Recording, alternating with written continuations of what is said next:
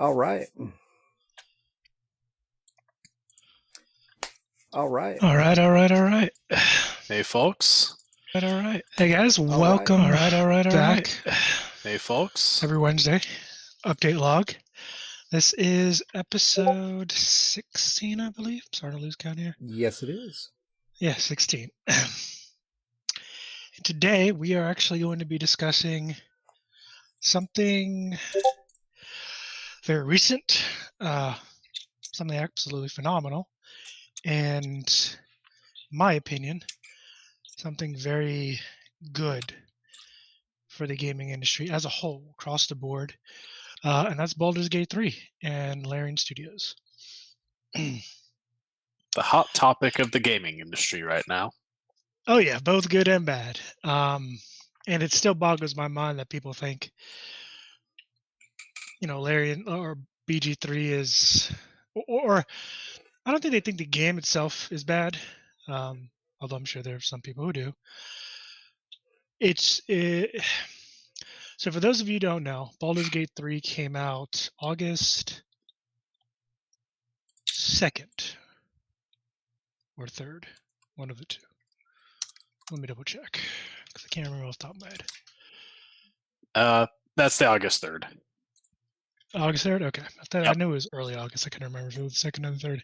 But yes, It is a very Baldur's fun game. Gate came out August 3rd to critical acclaim. I mean, off the charts. They've surpassed Tears of the Kingdom for the number one spot on Metacritic with a 97 score. I believe they're in the top 10, if not the top 5 right now for most games played at any one time on Steam.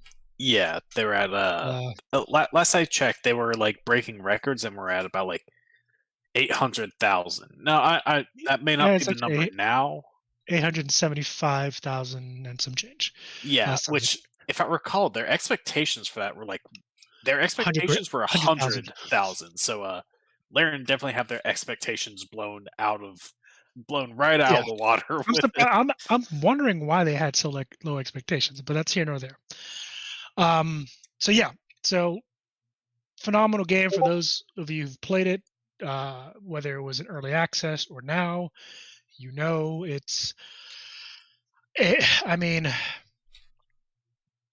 It's no surprise, though, considering Larian Studios are also the creator of Divinity Original Sin 1 and 2, and 2 was, come on. Baller game. It was fantastic. So it's no surprise, exactly, yeah. It's no surprise that they were able to come out with this particular masterpiece. However, it has not been without its share of controversy. Now, again, I don't want to misconstrue or give any inaccurate information. A lot of the backlash, and I use air quotes there because, again, it's not really directed at the studio or the game per se, is primarily other developers, both indie and AAA studios and developers from those studios, basically stating how Baldur's Gate 3 should not be held or touted as the new standard of RPG/CRPG, because Baldur's Gate 3 is a CRPG game going forward. How it was an anomaly. It's kind of an outlier. Most studios can't pull that off, etc., etc. So in short, they're saying that Baldur's Gate 3 is going to make anything they produce look like shit. Pretty much. And I think, honestly, right now, depending on what studio it's coming out of, I'm going to be completely frank and honest, probably right. Yeah, like there's a lot to this because there's a lot of factors. Because exactly, if you're talking to an indie developer, of course they're not going to be able to be capable of reproducing something of that same scale. No, but if you talk about like the industry giants that have lots of money and lots of talent, they can for sure they're surely capable of producing something of that quality. And Hmm. that's like the biggest thing that because there have been those, the comments of like, oh, this shouldn't we shouldn't be considering this a new standard. It's an outlier. Like, no, this like w- why? First of all, it that's a very bad mentality of just being content with the standard of things. To where Hmm. someone trying to raise that standard have those saying, no, no, we shouldn't. Customers shouldn't be expecting to raise their standards for video games. That thing over there is just doing its own thing. Like that's that's something Yeah, that kind of boggles my mind. Like, no, no, no, don't raise your expectations. Just- yeah. Don't raise your expectations. Just we're gonna continue with the status quo. And again, and here's the thing: no one with two brain cells to rub together will expect a studio of 40 people to do this. Granted, Larry DeCitos did create not Baldur's Gate 3. Sorry, Baldur's Gate 3 on the mind. Divinity Original Sin, which I believe it was about 40 people. I believe at the time when they created Divinity Original Sin 2, their studio was still relatively small, about 40 people. yeah, which Um, that's a game with a lot of content and is very good. yeah. Like, Here's the thing. Matt is right. The AAA studios, the Microsoft, the Xbox games, the Bethesdas, the Activision Blizzards, the Ubisofts, all of those guys. You got the purse and you got the personnel. Why can't you produce this? yeah, No, and I'm not talking about Baldur's Gate 3. I'm not talking about Divinity Original Sin 2. It's why can't you produce that quality of game? Well, there's one that you did not name, and Who's I that? know you didn't name them because they've had very little to say, and they actually have the second best game release. Oh, yes, I remember. I know who this is. It's Nintendo, for those of you guys that don't know. And you want to know why Nintendo's keeping their mouth shut? Because they're doing what all these other AAA studios should be doing. Shut up, put your nose to the grindstone, and getting the work done, executing. yeah, And again, they have the purse. Nintendo has the money, and they have the personnel, yeah. and they Like, continuously produce quality games. So there's no excuse. There's no excuse. I'm sorry. There's no amount of bitching, no amount of, well, this isn't a realistic expectation, blah blah blah nonsense. 'Cause that's what it But is. it's Especially when it's coming out of that quarter. yeah, it's well, I guess really not amazing. I mean, I in some way, I almost feel like we should have expected something like this to happen. But the amazing piece is how quickly a lot of these studios jumped on the damage control. Yeah. It makes me leery when I know that some of these guys have projects right now that are going to be coming up for release probably later this year. And they're going all out on the damage control. So it makes you wonder, okay, how good is this product going to be? Because if Exactly. you're that upset right now because this studio came out with something that really is, it's a game changer, especially in the RPG world. It's a game changer. It's a, very high quality game made to really replicate I hate to say replicate, but it definitely uses it's shockingly close to using the core 5e rules for D&D and really bringing that to a video game platform. Now, there's distinct differences. It is oh yeah, still a video game, Obviously, yeah. but yeah. They definitely make some changes, but it is largely based off fifth edition D&D. Yeah. They got as close as you can expect a video game to ever get close at this point in time. right. You know. So, Yeah. yeah.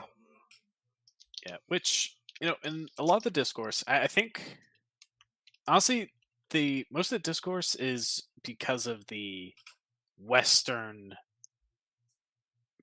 game, like the gaming industry in the Western sphere. such as like America and stuff like that. Because one of the reasons Nintendo has kind of stayed out of this conversation is because they don't have the same philosophy of running their games that a lot of companies in the West do. Like how We're just many going for low Nintendo hanging fruit. games how many Nintendo games have you played that are full of microtransactions?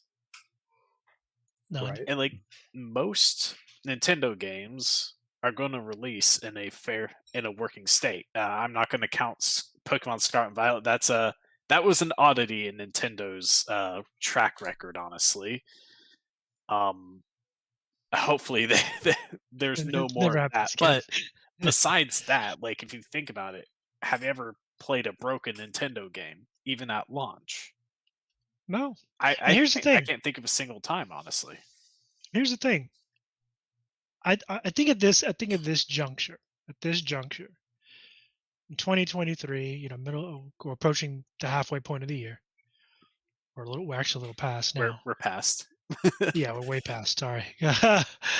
We're two and a half, almost going to 3 months past. Yeah, we're in the last quarter of 2023. Anyway, most gamers, most get people that play video games will expect some bugs, even at launch. No one, at least they shouldn't, expects a completely pristine launch. Shit happens. It's understandable. But when you launch things that are clearly unfinished, and then you have the stones to toss in tons of microtransactions. And yes, before I finish, Old Man Garrus kind of said, make sure you separate the developer from the publisher. Saying Nintendo makes these great games when they are just published should be called out. That's a fair point. There is there is some truth to that, though. Nintendo, like a lot of the higher ups in that company are creatives themselves, so they do have a large part in a lot of these games. I think that is one of the reasons why a lot of Nintendo games do well, because some of the people at the top are still creatives and not just businessmen. Yeah, and to finish my But point, yeah, it is a good point, Garrus. That's definitely that's an interesting opinion on it for sure. yeah, I mean, to I fit do to think there's something to be said there, but I think we can get into that at a later point. oh yeah, we're gonna get into that here actually in a minute. Um, yeah, you have a lot of these other studios um, putting out games that are clearly unfinished. Like the core of the game is unfinished. I don't mean like extra features. I mean the core of the game has issues. And then on top of that, slapping in things like microtransaction. That's been a big thing for a lot of games, especially live service games. Thankfully, Baldur's Gate 3 is not one of them. It is multiplayer, but it's not a live service game. What I mean by live service, things like MMOs and such. Yeah. Um, Live services are essentially, it's a model of a video game where it's designed to be very long term, and as far as its life, to where pretty much throughout the life of the game, they're essentially going to be drip feeding content, like new content throughout the game's life. And one of the main things that this content is usually heavily monetized in most implementations of a live service game. especially And lately.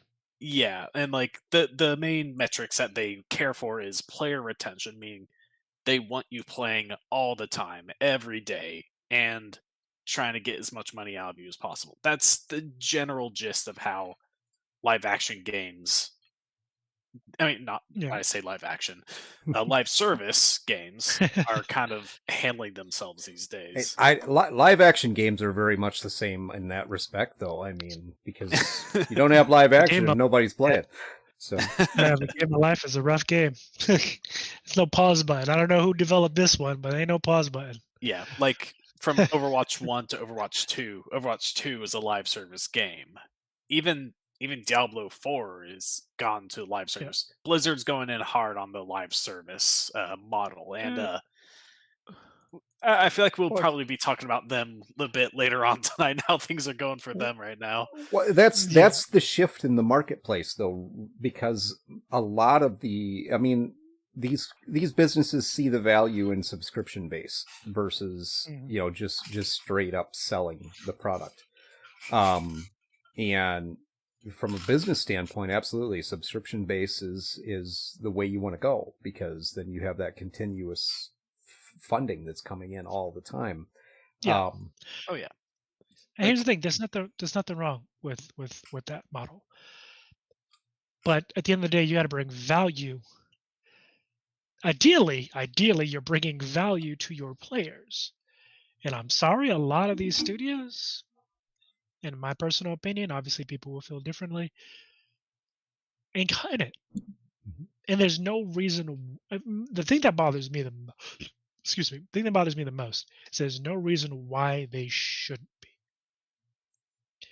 And that's the biggest difference between a lot of these studios and then Larian studios. Because people, again, a lot of the talk is, well, they had 6 years. I believe the development time was about 6 years for early access. I think it was like three-ish, two going on three. I remember getting this, yeah, like 2 years ago, 3 years ago now, when it first came out in early access. So it was quite a bit of time that they had to build up to this, and they had. For those of you who don't know, apparently, because a lot of people say they had tons of funding, they did and they didn't. I think people think they had way more than they did. To say they did not have funding, i.e., in respects to Divinity Original Sin 1 and 2, they did come off of those two gems with a large coffer. Um, and I'm pretty sure they got some funding from elsewhere. But none of that funding came from Wizards of the Coast. Yeah, I kind of heard that kind of along the grapevine in my research. Some people were thinking like, "Hey, yeah, Wizards of the Coast didn't give them a dime. Wizards of the Coast is actually benefiting off the back of them." They And that's I agree completely with what you're saying, Rob, because that's, mm, from everything I've seen, that's exactly correct. That Wizards of the Coast did not make a financial commitment in the sense of giving them money for the yeah, project. The what they got from Wizards of the Coast, though, is the contractual deal. They didn't have to pay anything up front for the IP use. mm, Yes, Wizards is taking their cut on the backside for the oh, IP of use, course, but typically in any type of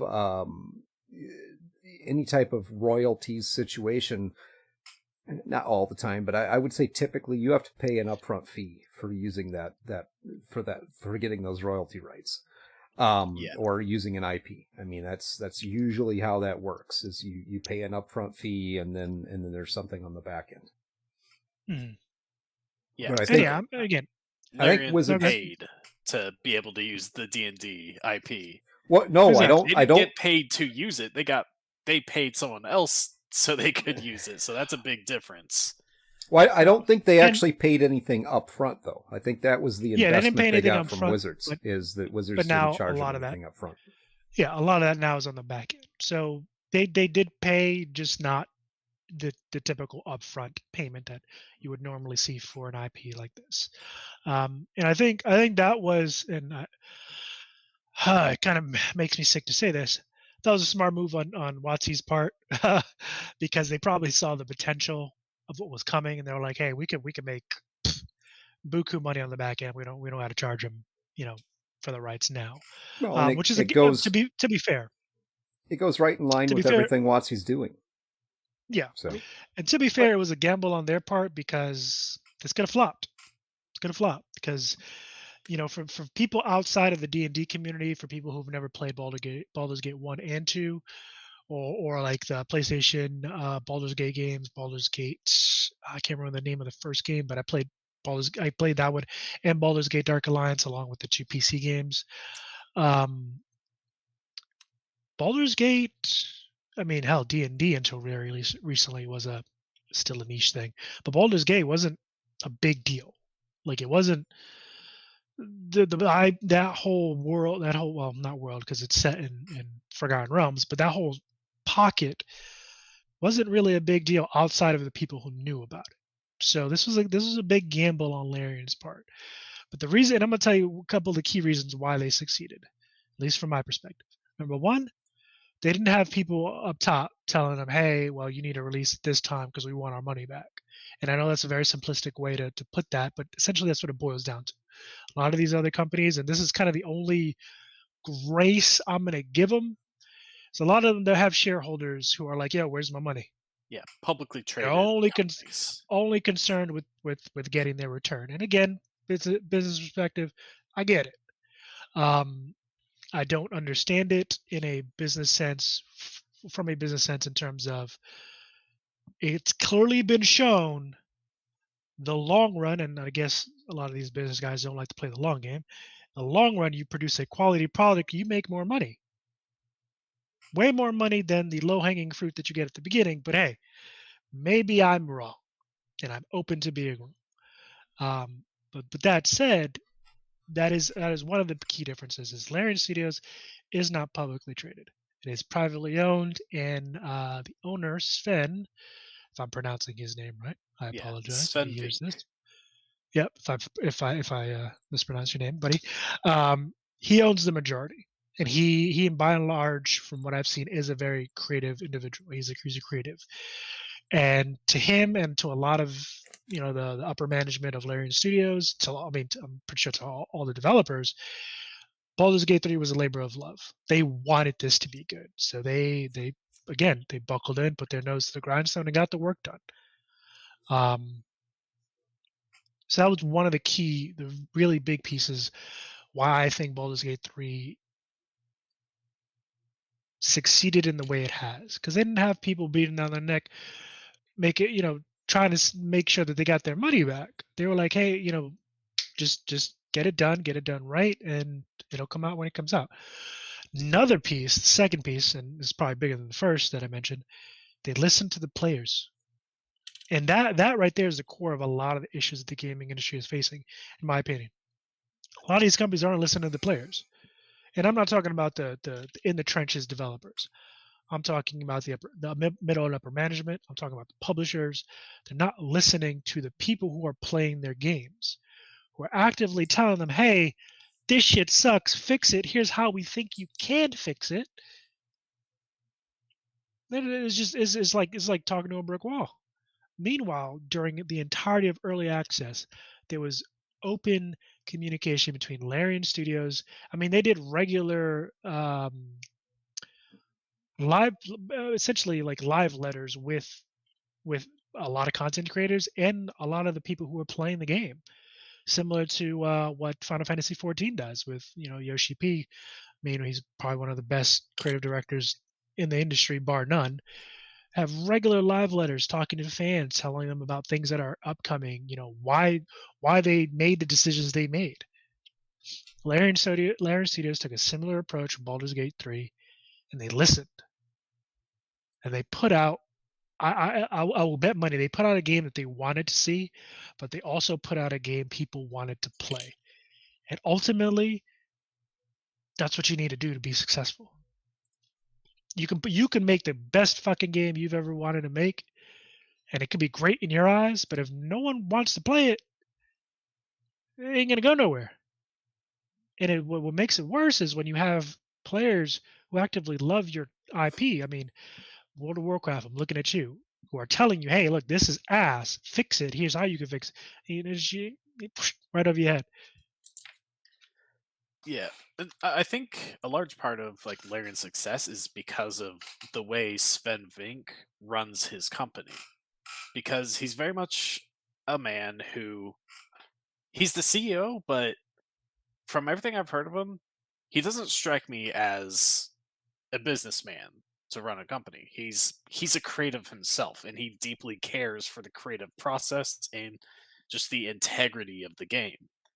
Like, fun fact, I don't know when this happened, but I had heard that he was actually approached by Microsoft for acquisition, I'm and not he said surprised. no because Honestly, not he surprised. he wanted to be the one in control of the studio, and like and he cares about, like, as I said, he cares about the integrity of the game. He doesn't want to put microtransactions in it. In fact, on the website for either Larian Games or Baldur's Gate 3, you can actually find where they state, like, on the actual website, they say, it's like a Q&A a section, I think. It's like, will there be microtransactions? It's like, no, there will be no microtransactions in this game.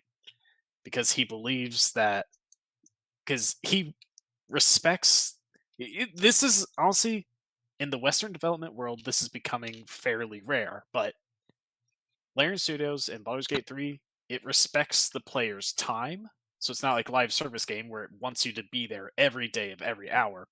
It also respects your wallet because it's not going to nickel dime you. And Yeah. honestly, that's it's ridiculous that is a breath of fresh air, that you don't get constantly pestered to buy this whatever, Mhm. and And that here's the thing. there's no obligation to come back the next day. You come back to play the game whenever you want. And honestly, it is, and again, I'm not going to say all Western studios are like this. A lot of the most of the most, if not all of the larger ones are, from what I've seen. And again, I've played a lot of games from a lot of studios. Um, Most of the European and Asian studios, they're not like that. I mean, to paint a picture, Yoshi P, he's the creative director of Final Fantasy 14. He was asked one time in a live letter. It was a Twitch stream, and one of the players asked a question, saying, "Hey, when I finish, all the content, I think it was a major patch coming out. That's usually when they do them." He was like, "Hey, when I'm finished with the content, what do I do? Like, kind of what if I want to take a break from the game?" And Yoshi P was like, "Take a break." He's like, "Oh, take a break. Take a break. Relax. Go hang out with your family. Go spend. Go do other things. Go play other games. There's so many other great games out there. Um, go enjoy that stuff. And when you're ready to come back, or if when we have another content drop and you want to come back and play, come back and play. Like, you don't have to play this game all the time. Like, there are so many, and that's the first and probably only time I've ever heard a someone that high up in a studio's hierarchy be like, "Yeah, you don't have to play our game. Like, play it as much or as little as you want." And then on the same breath, go talk about other games and how great they are, and you should go play those games. Never heard of it. Yeah, That that's a man shit who will respects not the players. ever come out of a Western studio's creative director's mouth, ever. Guarantee you. I will bet money on that. Will never come out of their mouth, because they're all about the money. Like, and it's here's the thing. And again, I'm by no means an expert in business. Greg, you can correct me. You can fill me in. You can tell me I'm wrong, and here's why. Greg is a business guy. Uh, but it just blows my mind that these business-minded individuals are going for the low-hanging fruit, when time and again you've seen it, not just in gaming, but in other forms of other business ventures. The long game nets you way more money. I mean, correct me if I'm wrong, Greg. Well, Keep going, man. Keep going. one No, thing, no, no. I'm generally asking. There's Like, correct me it, if I'm wrong. I'm pretty sure there are things I'm not seeing. well, I mean, we're that discussion is way into the Western versus Eastern business practices. There's a lot of truth to what you're saying. Here's one caveat I would say to this is that the Western business, you have to compete in your market. Now, that doesn't mean right or wrong. I'm not saying that I agree with that practice at all, but business practices in the West are definitely different than a lot of the business practices from your Eastern and your European studios. They're all out to make money because that's how you keep your business going. I mean, the business has Yeah. to be profitable, or yeah, you don't have a business. gotta get that dough. Now, Pretty much. the piece that you're talking about that is really important here is, is it a question of long game versus short game? Yeah, kinda. Okay. It's more of a question of, do you build relationships or not? And That's a good way a, to put that. Yeah. a lot of the really big studios, not even studios, I'm going to say really big companies, have kind of lost touch with that, because and it really just depends on how you're looking at business, how you're looking at your clients, your customers, how you're looking at your employees, how you're looking, in the case of these businesses, it's how you're looking at your developers, the people actually doing the work, and then the end consumer. And if all you're doing is looking at it from a standpoint of, I want to make the most money I can, then that is what you'll do. It's a very short-sighted view. And that's also why a lot of the game systems, like Matt was talking about earlier with the multiplayer online games, MMOs, Yeah, live service. a lot of those systems are very short-lived. They do not, EA. Electronic Arts, Yeah. yes, very Yeah, short-lived. just re-release FIFA and Madden every year. Well, Just Pretty same much. game, right, barely changed. that's because that's how they were intended. Their life cycle is very short, and it's intended that way. They create that game with a short life cycle, looking at it from the standpoint of, you got to get a lot of hype behind it so you can get your early adopters in, then you can create that hype in a marketplace. Then you'll reach the peak of your sales, and from there it tapers off. Well, at the taper points, everything after that, generally speaking, everything after that's considered where you're making your profits. That's where your money's at, because the first part to that is paying all the bills. That's the short-sighted piece to this. So you got a life cycle that's maybe 2, 3, 4 years return on investment. Yes. So you have that short life cycle. It's maybe 2, 3 years, up to 5. And that's kind of stretching it a little bit. When you're looking at it from the other view, which is playing that long game, what you want to do is you want to build a actual following for the game system. Some games have done really, really well with this. World of Warcraft.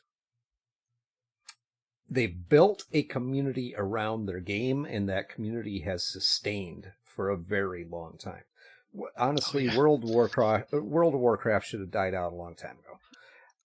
It really should. Honestly, Yeah, it really should. And I'm not saying it's a bad game or anything like that. That's beside the point. It was created with this life cycle piece in mind, and it just, it just so happened that they built this large following, and the large following stuck around, and a lot of other games kind of spawned off of that. They've seen the success of WoW, and suddenly we have this whole marketplace full of MMOs. Everything from large AAA studios to smaller studios that are just trying to get something out there so they can tap into this marketplace.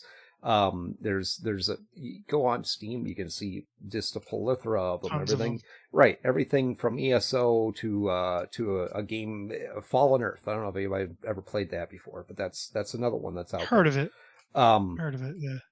But that's, that long game piece is not going to bring you it's not going to bring you big dollars right away.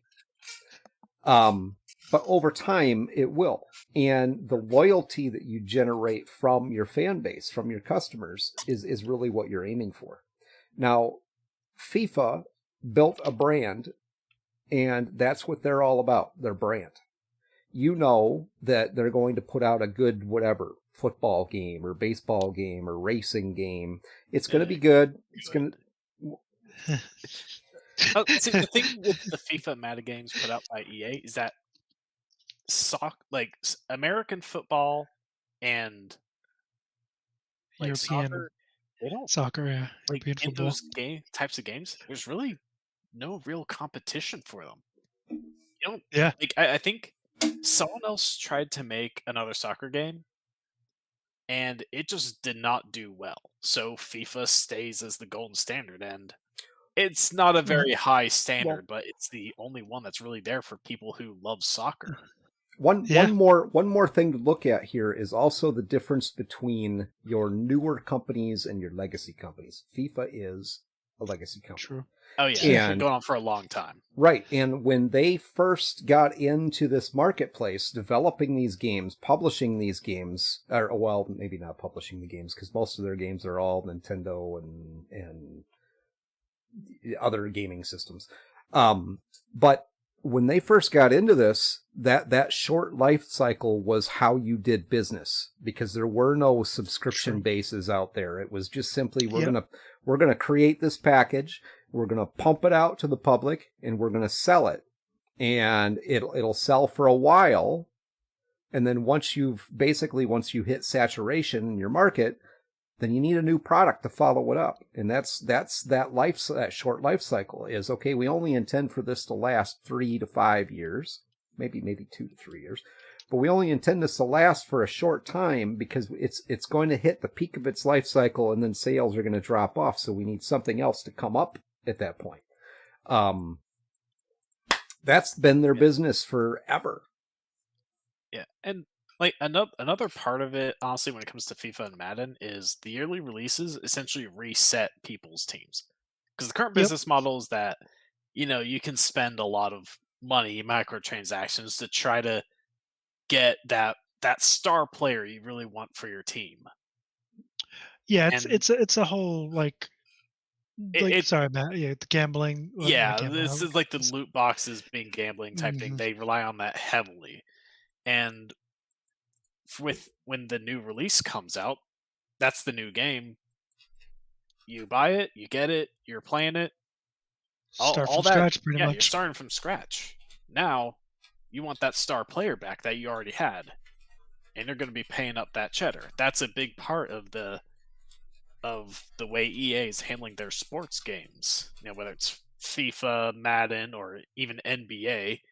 Hell, I forget which NBA game was. I don't think it's the most recent one. Actually, had their microtransaction store look like a fucking slot machine. So it's like, no, loot boxes aren't gambling. Meanwhile, you actually fashion it like real gambling. Slot So- machine.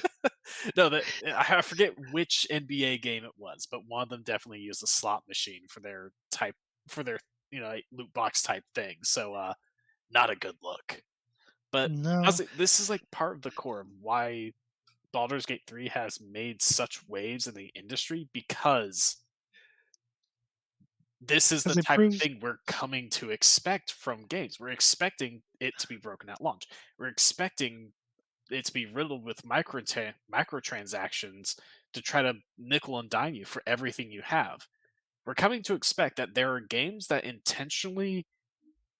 they're designed with intentional flaws so that they can sell you the solution.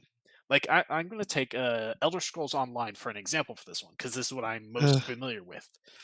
The Elder Scrolls Online, if you've ever been a non-subscription user and wanted to get into crafting, you're going to know exactly what I'm talking about. Because there are so many crafting reagents in that game. You have the raw materials, then you have the refined materials, you have styled gems, you have trait gems, you have all these different types of crafting materials for different things, alchemical reagents, enchantment rooms, food items. There's such a high number list of crafting reagents in this game, and your inventory cannot possibly hold even a fraction of all this stuff. Even if you Nope. expand your bags to maximum, even if you expand your bank to maximum, you cannot hold all of this stuff, much Guilds. less anything else you might want, like, say, furniture items for your houses and stuff like that, or other pieces of gear, whatever. Guilds. There's not enough space. It's Guilds, yeah. designed. There is also guilds, but it's designed to be frustrating. It's designed to not be enough, because when you subscribe, what's the thing you get? Two things, That actually. unlimited Craft- crafting bag, baby. Yes, the crafting bag, which holds an unlimited amount of crafting reagents. So all of your crafting reagents goes to that bag, and your bank space is doubled. They solve. I believe you go from like 200 to 400, something like that. It pretty much doubles whatever your bank space was. Mhm. But yeah, they designed the inventory and banking to not be enough, to be frustrating. so that when you get the subscription, maybe you just tried it out on one of their free trial like weeks or something, and you get a taste of that not any It's more like a drug frustrating. dealer.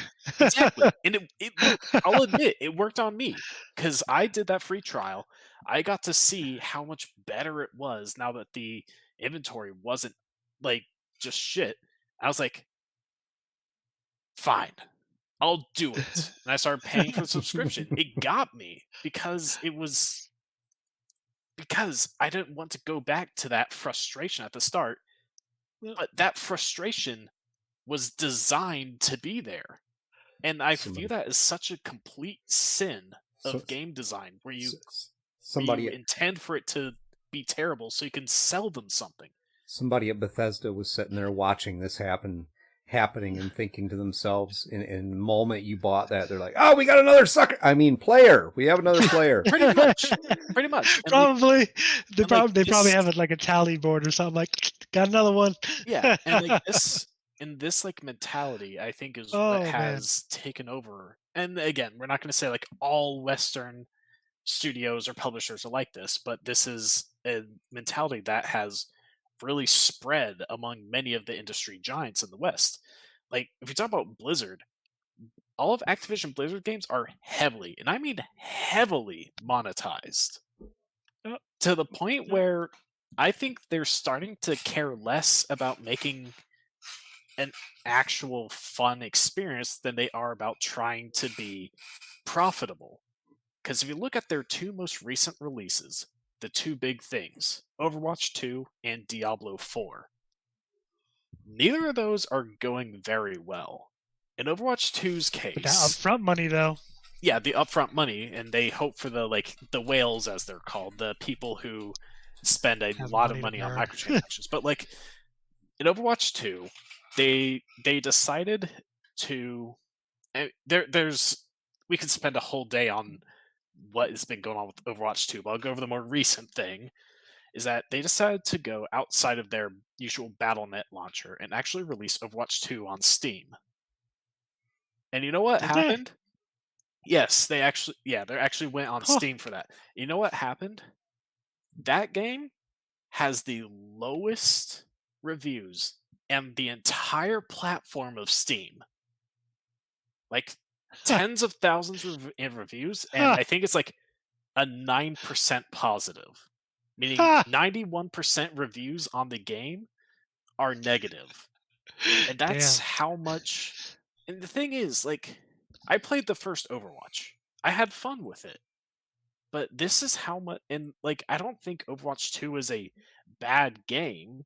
But the thing is that Blizzard, with the decisions that they've been making and the way that they've been running these games, trying to squeeze every nickel and dime out of people, to the point where Overwatch 2's monetization system of the Battle Pass and live service route had people actually looking at loot boxes and thinking, maybe those weren't so bad.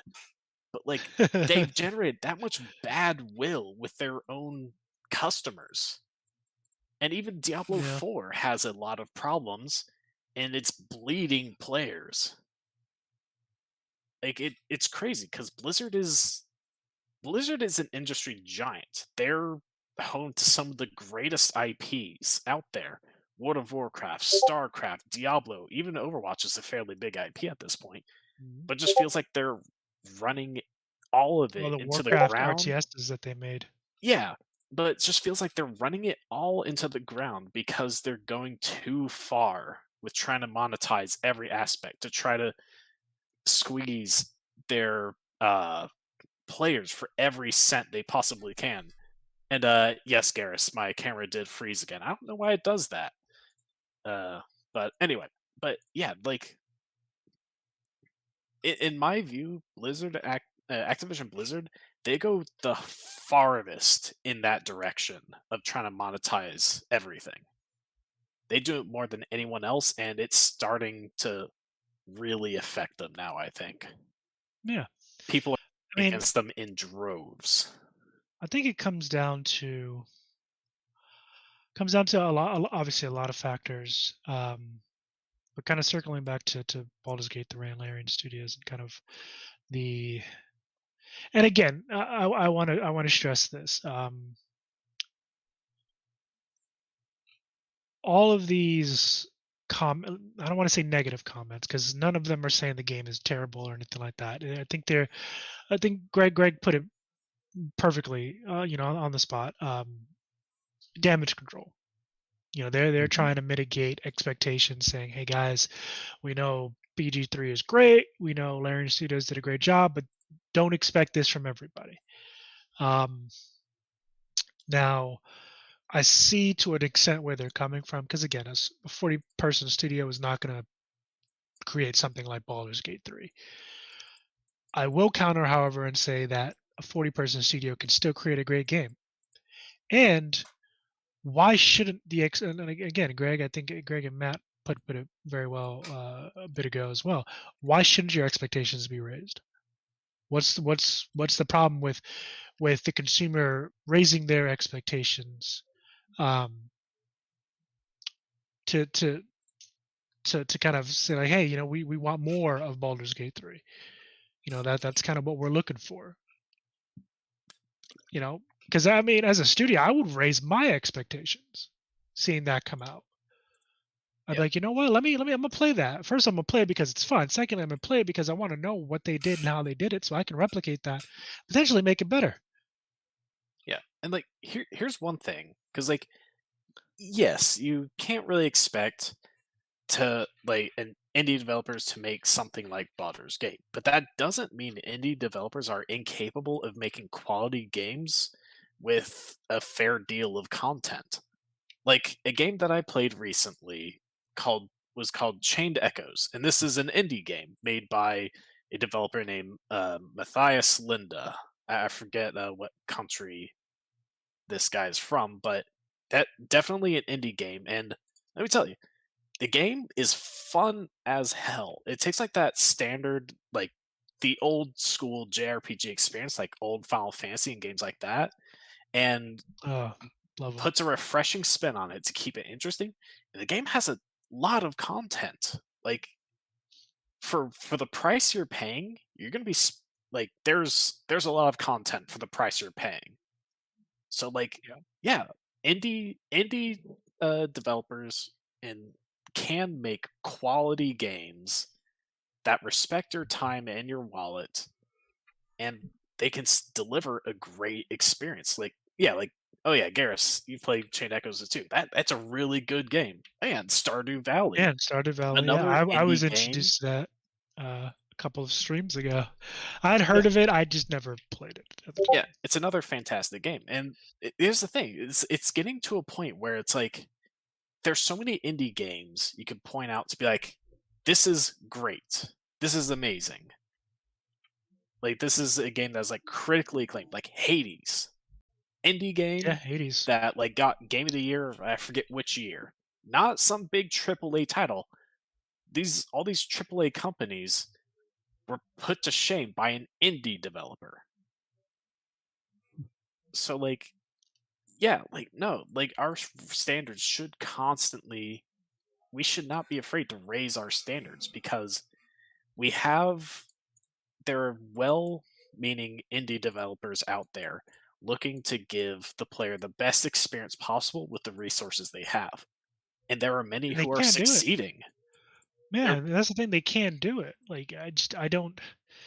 and then you get a lot of AAA developers who get lazy. They don't bother to try to innovate hardly any, and they Yeah. just like put out the same game for another year. You know, whether it's another Assassin's Creed or like the FIFA, Madden, that stuff, Yeah. or another Call of Duty. You know, It's Yeah. No, yep. largely the same game, unchanged, maybe a few changes here and there, but they're not innovating. They're not bringing anything new or game changing. They just do the same thing over again, and I mean It's a shame. it's working because they're big and known titles, but and I feel like we're getting to a point where I don't know. I feel like it can only work for so long. Oh yeah, like Garrett's Green pulling up Hell. more examples. Yes. Vampire Survivors, very small game. Like you only pay like a couple bucks for it. Fun experience. And Green Hell, never played that myself, but I've heard good I things. I've heard good things about Green Hell. Green Hell Another is studio, challenging, very challenging game. Ooh. another studio that created a fantastic piece of gaming. Actually, two was a studio out of the UK called Fail Better Games.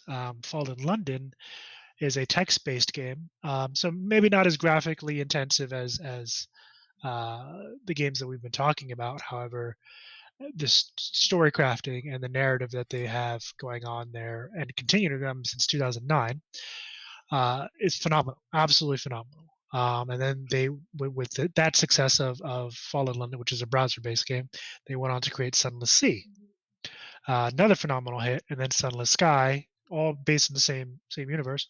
All great games, all phenomenal games. With arguably, I mean, the team is probably like 20 people, I think, somewhere Well, around there. I was actually looking them over yesterday. I was like 20 people. I Yeah. there's a philosophy piece that comes in here because honestly, I mean, yeah, okay, if you have 400 developers, you should make a better game. Should. Yeah, exactly. Yeah. But here's the thing about this. A lot of it just comes down to what are you doing it for? Why are you developing this game? Are you making this game just because for the single purpose is to make money, make a bunch of money? And what it comes down to is how they conduct their businesses. A lot in the difference for your indie studios. No, can they compete with these AAAs? No, they cannot. Not on the things like the amount of depth into the game, the graphics, the this, the that. I mean, yeah, that investment is what puts that stuff there. But what you find in a lot of these indie games is they're not looking at it from a finite standpoint. Is really what it comes down to. They're not looking at it from the standpoint of I'm going to make the best game. They're looking at it from the standpoint of I'm going to make something better than I made yesterday. Or I'm going to take the product I made yesterday and I'm going to make it better today. And those type of companies, those companies that are continually looking at that, they're not looking at it from the standpoint of I'm going to compete with everybody else out there. They're looking at it from the standpoint of I'm going to compete with me. I'm going to take what I made yesterday and I'm going to make it better because I care about this. I care about the people that are actually buying this product. And I want to do the one fundamental thing that every business should do. I want to continue to provide value for the people, for my customers. I want to continue to provide value for them. That's you look at any company out there, the companies that have been around a long time and still have a really strong brand. That's the key to what they're doing. They continue to provide value. They continue to improve upon the base products they have. They continue to innovate and add new things in there, new technology. But it's really about continually providing value. Where the difference then becomes these companies that drop off at a certain point, it just becomes all about how much money can we make? How deep into our customers' pockets will they allow us to reach? Yeah. Bad. I just personally, it's a bad business practice. That's my own personal philosophy about it. I've worked for both companies in my lifetime. I've worked for companies that are both ways. The ones that are out there looking, money hungry and just let's go grab it. I've worked for companies that started out in the direction of providing value and ended up in the sink of, let's just suck everything out of this that we can. It's a harder path. The idea of continually providing value is a harder path. But the companies that really get onto that path and stay there are the ones that last. They're the companies that you want to do business with. I want to do business with. Yeah, likewise. I mean, another company was in another IP was in the similar situation when it came out, and I'm pretty sure you guys all might know this game just off the title, Elden Ring. Elden Ring had the same issue that Baldur's Gate 3 is facing now, where you had developers from other studios saying, I can't remember verbatim what the tweet was, but at the time it was like, well, I guess players don't, and this is kind of slap in the face of players, but it amounted to players don't know what good UX is because they were commenting on the lack of UI on the heads up display for Elden Ring, and kind of how the UI worked and everything like that. Yeah. But that's another company that has continuously exactly followed what Greg was saying about making a better game. Because if you look at all the games they've made, they don't even have to be in the Dark Souls like catalog. All of them are Dark Souls games, just Yeah. kind of Yeah. different story, different kind of theme and setting, but they're all Dark Souls games. So they're not. And here's the thing: this is no drag, or a negative knock on um, From Software, because they create phenomenal fucking games. Let's get that shit straight real quick. It's just they create Souls games, but they do that with the intent because they know what they got. They're selling it to who they're selling it, and people love it, so they're gonna keep making it. But they do exactly what Greg said. They try to make it fucking better every damn time, Oh no yeah. matter if it's a Souls game or if it's Elden Ring. A Souls-like game, it's Dark Souls, just a little Yeah. different. No. Uh, they try to make it better, and that's the thing. They always make it fucking better, always. Yeah. Like Elden Ring is it's not a Dark Souls game, but it brings that formula that they've been using for the Dark Souls series into its greatest form yet. Yeah. Like the most refined, just the best version of it there is. Not to say the Dark Souls games are just bad. I mean, they're all fantastic games, but they bring it to another level in Elden Ring, and that's one of the thing. Like, because like one of the things that some of the detractors of Baldur's Gate say is like, oh, well, not everyone can do this. It's the culmination of like years of work, and it's like, well, yeah, that applies to anyone that isn't like a first Yeah, time developer. Everything is exactly. going to be the culmination of their past work. Elden Ring was the culmination of the Dark Souls series. Baldur's Yeah, Gate was the culmination of their past works, especially the Divinity Original Sin 1 and 2, because you can see a lot of those games in Baldur's Gate 3. yeah. That that goes for everything. That's not a Yeah, real obviously. that comment It's not a real means argument. yeah, it's not a real argument because that applies everyone like Everything you do, like Diablo you're going 4 to. is the culmination of Diablo 1, 2, and 3. Sadly. Sadly. Okay, let's not put them in the same category because Diablo Yeah, 1 and but 2, fantastic. Diablo 3 was good too. I haven't really heard good things about Diablo yeah, and like speaking of Diablo 4, it's like one of the other detractors, and you talked about this earlier, where they were talking about like, oh, it had 6 years to be, 4. it had 6 years of development. First of all, you talk about development time. Tears of the Kingdom also had about 6 years. Another fantastic game. Man, turns out when you spend some time on things, they turn out good. Right, Though to right. actually turn my point away, actually as devil's advocate for that exact point, Diablo 4 took about 10 years.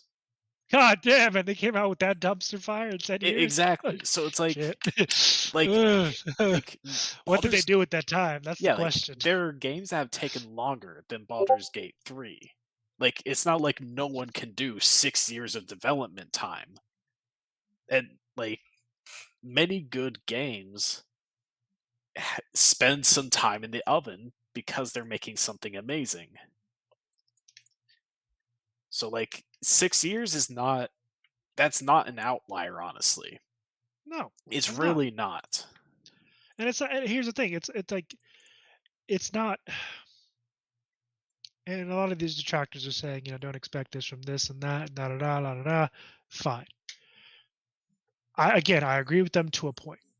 Don't expect Baldur's Gate level, Baldur's Gate 3 level from a first time studio, from a small studio, even if they have a couple games under the belt. Because yeah, to get that kind of scope, you're gonna need a lot of people. You're gonna need, people who, well, not just a lot of people who are skilled, but people who love the game. And I think that's what shows is like these developers loved the work they were doing. And I'm not saying these other developers from larger studios don't love their work.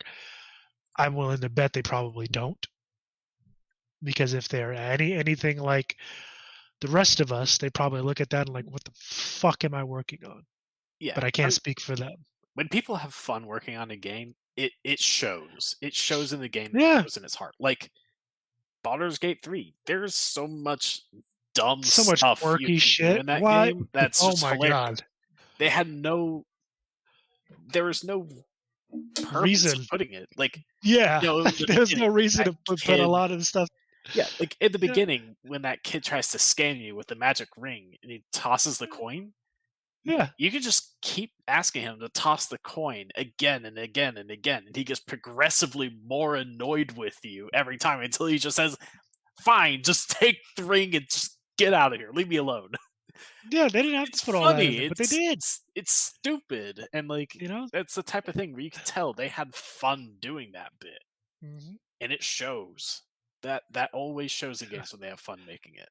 And it adds character to the game as well. Oh yeah, like one thing with Larian Studios is that like they're not afraid to be silly, and that even shows in their logo. Like in their logo, like you see like the helmeted warrior. It seems like dark and grim, and then they put like a little like a fucking Nerf The dart play comes in arrow. and hits Yeah, on the head. it's on the It's head, like, yeah. okay, yeah, they have the dark and grim angle, but they're not afraid to get silly, and that just shows Yeah, they're even in not. their logo. So it's like Yeah, they they're know not what afraid to they're have about, fun. and they tell us what they're about, and yeah, they just get silly when they want to, and it honestly, the game has made me laugh many times, Oh yeah, and it's made me I'm laugh. not I've far enough. teared up a little bit. I've been shocked. There were times where my jaw just was like hit the ground. I was like, "What in the unholy fuck is that?" Many times already. And again, I'm still in Act One. I explore everything. I They turn let you over every bang a rock. bear. Now, Yeah, granted, it was a yeah, druid nice. turn into a bear, but still, But they still let you bang a bear. it's I utterly mean, that's ridiculous all you things need to he can know. do. Can I So, bang a bear in this game? No, okay, it's not a good game. I'm kidding. I'm kidding. um, if the next game doesn't let me bang a bear, I ain't interested. 0 I out of don't want. 10. I don't want it. I don't want it. Wow. um, Is it bestiality if it's actually a person just transformed into an animal? I'm not gonna answer that question. I'm not gonna go down that route. No, I'm not gonna go Yeah, down that that's a route. whole rabbit hole right there. But Um, but yeah, I mean, what kind of what it boils down to, and again, this is my personal opinion, is what we've talked about already. You know, these studios. I mean, I'm just gonna be blunt. They just need to put the big boy and big girl pants on and get to work. Like you know, and I understand there's some constraints, especially if you have shareholders to answer to, and you have people above you that kind of tie your hands, and that's one of the good things about studios like Larian Studios is ain't nobody above Sven.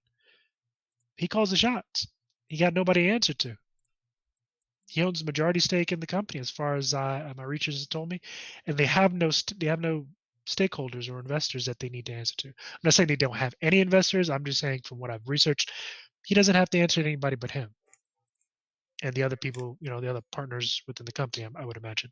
he's Um, the head honcho essentially. yeah, so No one buck is stops above with him. him, and that's it. Honestly, I think, and this is going to be a controversial position, but publicly traded game studios, hopefully, they start not happening anymore. Well, That becomes a rarity because I all the ones that are publicly traded are, I think or at honestly, least the I don't ones think it's that a I've seen are fucking terrible.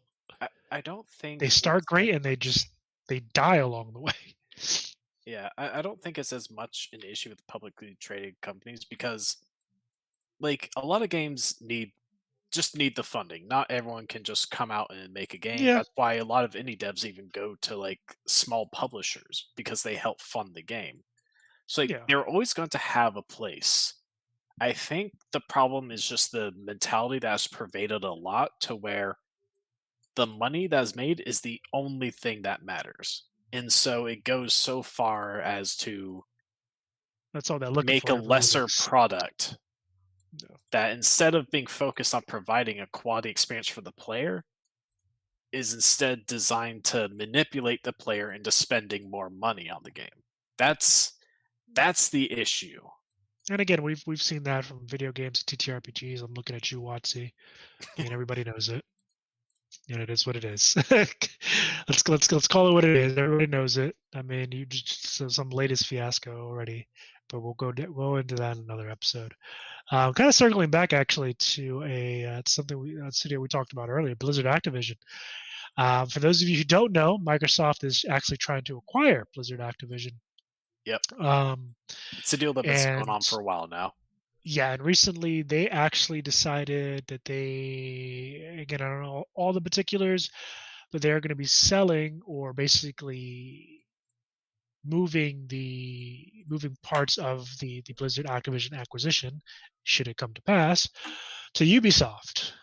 Now, I find that ironic because either, and again, not 100% sure on this, I've kind of had conflicting information. Either Microsoft has already purchased or is in the process of purchasing Ubisoft. I hadn't heard that, but that doesn't surprise me considering how aggressive Microsoft has been in acquiring many a lot of that, like Microsoft, Amazon as well. A lot of these studios have been kind of gobbling up a lot of other well-known studios and kind of integrating them. That's another problem I see in the gaming industry, especially here in the West, is the monopolization of the industry. All of them being under these massive umbrellas like Microsoft or Amazon or whomever, but all a bunch of different studios under one umbrella and kind of that outlook. I wonder what that's going to look like in the next 5 years. So all you indie developers and all you smaller studios, Larian Studios, please guys, don't sell. Don't sell. Like I think it was what Blizzard you said, Matt, came to them. No, it was, Microsoft came to Please don't sell. Acquiring Larian. Yeah, don't sell. Which keep doing what you're doing. Yeah, Sven Fink, just Giga Chad, honestly. So Giga Chad CEO. So as of right now, there's no formal offers out there for. There's there's rumors of conversations Gotcha. around purchasing Ubisoft. Gotcha. But and again, I'm not surprised. So no confirmation. So probably in the works, just not publicly announced. Well, here's what is happening is part of the purchase offer from Microsoft when it comes to Blizzard Activision is that if that deal closes, then Microsoft is proposing to sell the cloud rights for Activision Blizzard games to Ubisoft. Huh. And then if they buy Ubisoft, they just own that too. Like that went out because I think that's kind of where the information was conflicting there. Thank you for looking that up, Greg. But yeah, like eventually, again, if that falls through, and then exactly that I mean, Matt Garris put it personally. Yeah, which is, it gets them past the UK antitrust group, which is why they're doing it. They already got past the FTC here in America. The UK antitrust group is pretty much their only hurdle left, from what I know. And I wonder who they paid at the FTC for that one. Well, Sony actually was the one who tried to get the FTC to block that. But because they see what's going. Yeah, they see what. Which you can say your own things about Sony, because Sony isn't exactly the most consumer-friendly company either. But again, I'm not siding with either one, but the writing's on the wall. Can I just hope they both lose? I honestly, I don't want to be that guy, but kind of, yeah. Were published showing that they were worse than Microsoft, and they pulled out of the attempt to stop them. Yeah, I'm not surprised. That's essentially how it was. Like, most of the stuff that Sony was accusing Microsoft of, people were like, they were doing. Guys, you do that too. So it's like, yeah. So I kind of wish Sony won just because the monopolization bit, but yeah, Sony's no saint either. No, yeah. So Yeah. that's another chief concern within the gaming industry is the monopolization of all these studios other under various large umbrellas. Um, so that's definitely something I'm going to keep an eye on, and I'm sure most people are because Well, building it's building worrisome. building legacy companies um in our business climate is definitely not. I mean, if you really look at any type of business planning, financial planning, um, generally speaking, there's a whole loop to it, which basically ends in your exit plan. Because legacy companies are not common in the United States. It in a way it kind of seems like they are because there's all these big companies that we can point to, but those big companies really represent a very small fraction of businesses in the United States. There are Yeah, literally, hundreds of thousands, maybe even millions of smaller businesses in the United States that's kind of part of the plan is that you build a solid foundation, a profitable business, and then you sell it. So when somebody comes on the scene who isn't wanting to, again, play that finite game, they're mm, looking at, I want to build a legacy company. I want to build something that is probably going to outlive me, which is hard to do. But those are the companies that are going to provide. They're going to build value because that's how they do that. They're going to build value yeah. into their product, into their service, and they're going to be focused, or at least they should be focused on the value proposition. What can I do better today than I did yesterday? The way Microsoft does that a lot. And I'm not saying that Microsoft is not an innovative company because to a degree they are. Yeah, But the way they approach innovation is through acquisition. I would say the vast percentage of the time. yeah. Yeah, but it's like they're not making anything new, but they get They're the bringing people on who people are. Mhm. exactly. They get the people who are making They the new things. find someone doing the innovation. They're like, here's some money. You belong to me now. That whole Captain Phillips meme. That's Yep, that's essentially what they're doing. this is essentially what I they're doing. I mean, they got ZeniMax, so they have like Bethesda and all of that. That was another one of their bigger acquisitions, though. That was a couple years ago when they did that one. Mhm. Yeah. They're really gearing up. That's Hmm. for sure. But I guess to bring things back a little bit towards the topic at hand with Baldur's Gate and going back to the that bigger tweet that mentioned the new standard, because I had a thought about this because I was thinking about it the other day, because we look Hmm. at Baldur's Gate and what it sets as a new standard, a game that at launch is a complete experience, is relatively bug free. I mean, it does have its bugs, but nothing game breaking, nothing major. You It mean you mean respects its players by not having any microtransactions or stuff like that. You know what that sounds like? Go back 20 years to how games used to be. That's how they used to be. I Back agree. then, before everything was online, like 20 even more years. When you released a game, you didn't have like everything online to where you could update it. You had to sell a complete experience. And they didn't have microtransactions yet, so they weren't making intentionally flawed games so they could sell you more. They sold you complete experiences that respected you as a player, respected your time, and there were many that had a large scale. Like for its Yeah. time, Final Fantasy VII was enormous in She was scale. massive. That It was massive. still it All the still has final, a lot yeah. of content. Like so this new standard that they're talking about isn't even a new standard. It's the old standard. that job just left behind. Exactly. And that made me realize that our standards have been lowered so much over these years. Now bars in hell, baby. Exactly. So it's Can't get any lower. that was like the craziest realization to me. Then I that mean, new standard that Baldur's Gate sets is just a return to how things used to be. it's at the point where it's like, oh, I can connect to the server. Great game, 10 out of 10, game of the year.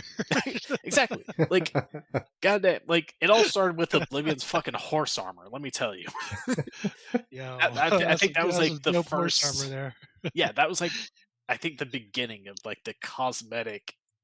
I mean, I guess at that time it was DLC because microtransactions have been common in anything other than mobile gaming at that point. But honestly, it really was just the start. Well, It the started I at mean, Oblivion horse armor and took off from there. well, I mean, the advent of what we're looking at now, subscription gaming, really kind of came along with the popularization of the internet, and then, yeah. I mean, smartphones and things like that. It didn't help Yeah. that situation any, but No. it really, I mean, because it opened up an entirely new marketplace. I remember, you know, dial up. I remember dial up. Oh boy. Good old dial up. But the early online games were not all multiplayer games, but they were they were coded online on a server, and you had to connect to that server to play that game. And there were a lot of more or less private sysops. Sysop is a term you don't really even hear anymore, but there I were don't know what it means. wow. But anyway, so there were a lot of these people out there that would run servers literally out of their own home. They would create a game, get it out there, and a lot of it was just passed by word of mouth. And the way that these guys made their money was through, okay, old man Garrus. But a lot of the way these guys made their money was, me and the bulletin board was really through more or less like a Patreon style thing. Not Patreon, because that wasn't around, but where you could either pay for access to their server, or you could buy upgrades and stuff like that on their server. And that's how they made their money to pay for these things. And as that grew, and then of course along comes Microsoft with the advent of Windows, and that really is how the internet took off. Yeah. And boom, a few years later, you have subscription-based games. Most of these games that started out online were lower quality games, but the what we consider indie games now. But that was really just the feelers. That's the things that were out there to kind of test: is there really a market here? Can we make some money with this? And what they figured out was, oh yeah, we can make a lot of money with this. And bam, the whole market began to change. And where once years ago you could go into any, your, not just your local computer stores and stuff like that, or your Circuit City or Walmart, and find a whole wall of different digital products, let alone the actual, like your box Nintendo games or your CD PlayStation games, all that stuff.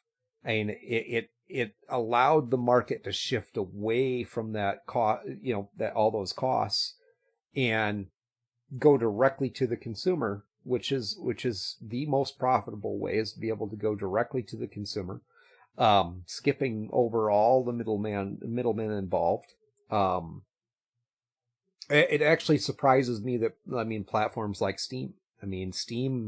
Steam has done a very good job positioning themselves. Yeah. And simply because they provide something that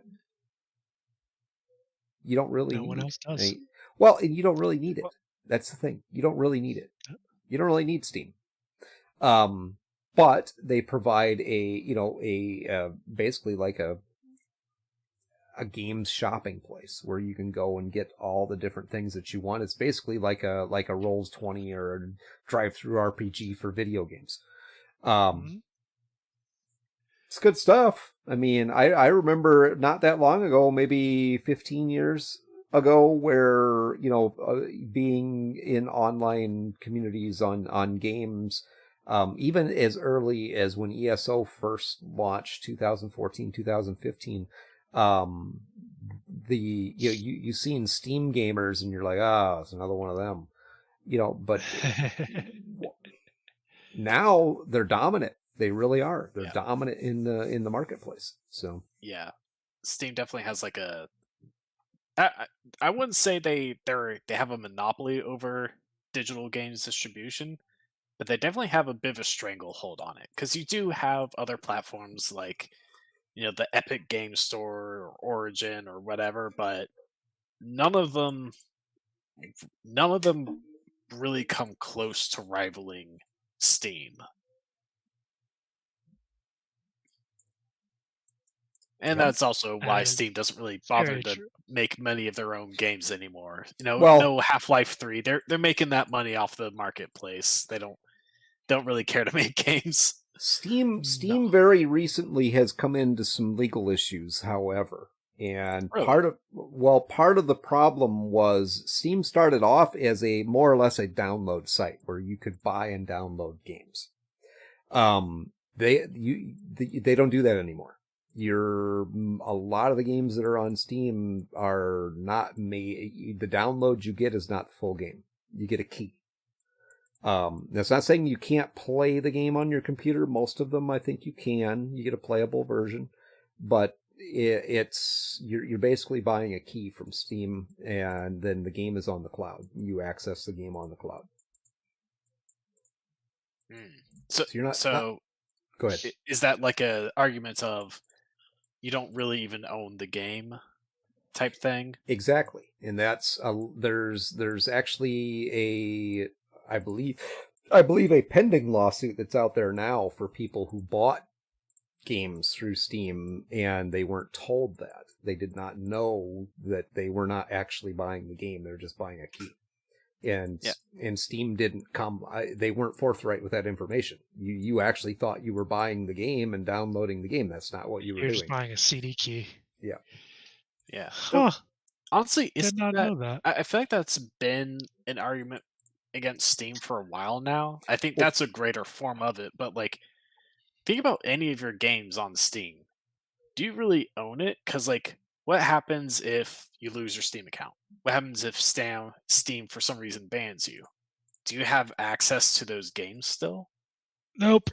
No, because exactly that's So- the issue is you weren't buying Yeah. the game to begin with. You were buying a key to access it on the cloud. That's it. That's what you were buying. Yeah. Well, I mean, the games are downloaded, but you still have to go through Steam to play like the ones that I have on my computer.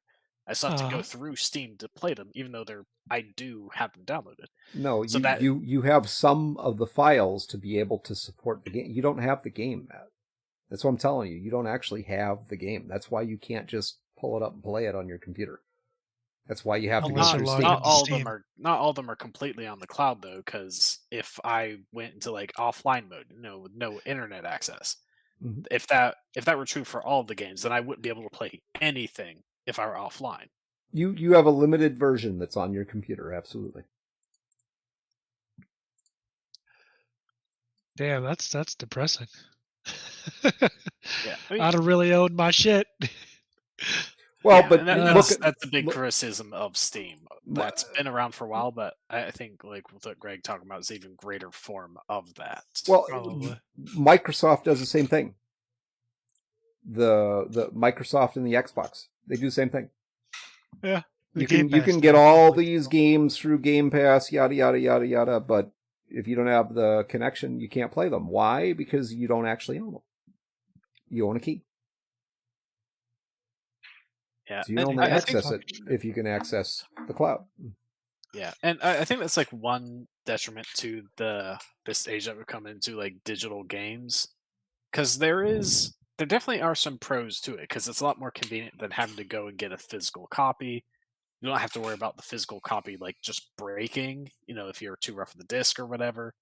There definitely are pros, but this is some of the cons that we're starting to get with this type of games distribution, Mhm. where Well, in I many think that's why cases you we're don't here. really own it.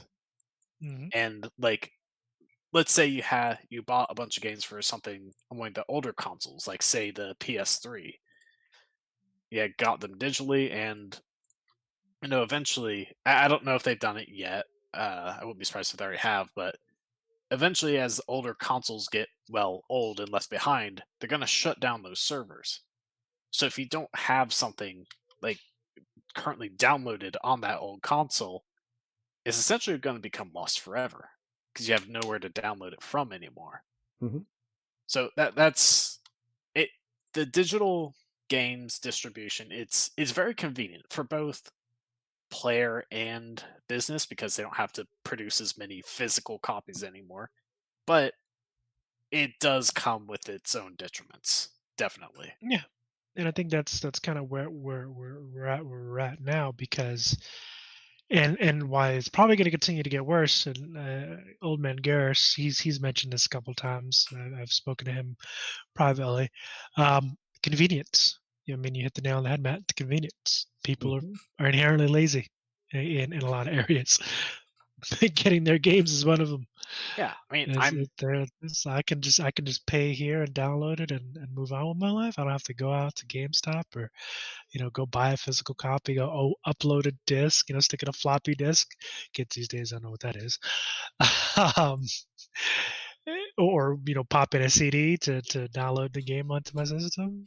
Yeah, sure, I'll yeah, pay for and that. it's becoming more common because, like, I mean, the laptop I have now, it's a pretty good laptop, but it doesn't have a disk drive. Disk drive. I literally cannot get physical copies of my computer games.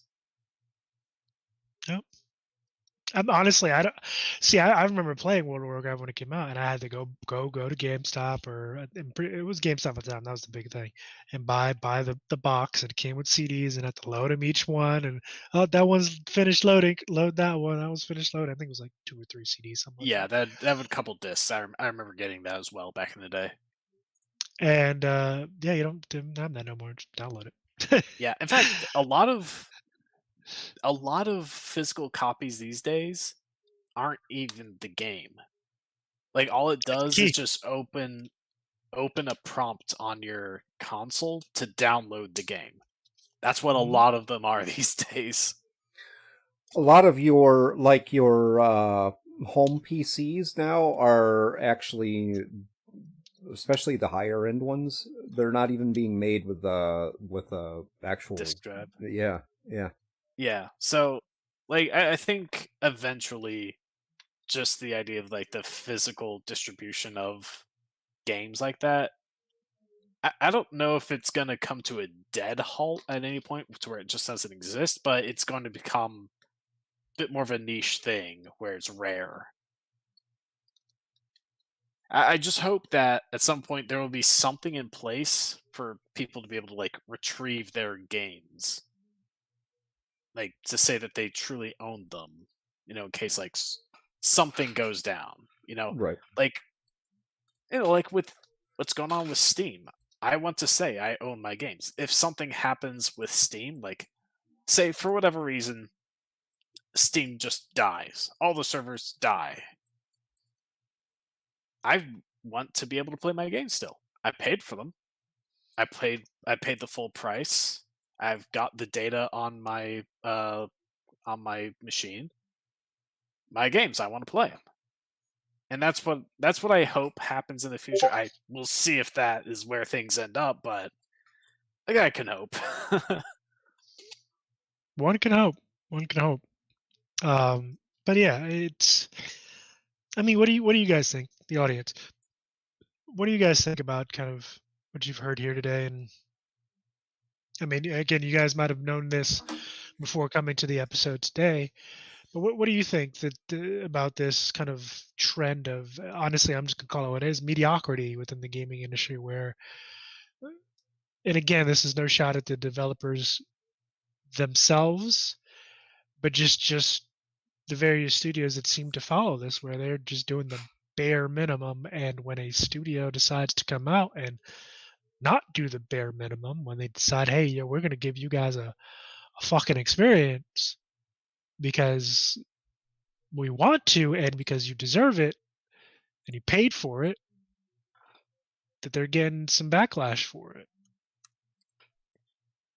Yeah, and that's honestly the real discussion about Baldur's Gate 3, because like I don't think there's anyone like in all the discussion, no one is calling Baldur's Gate 3 a bad game.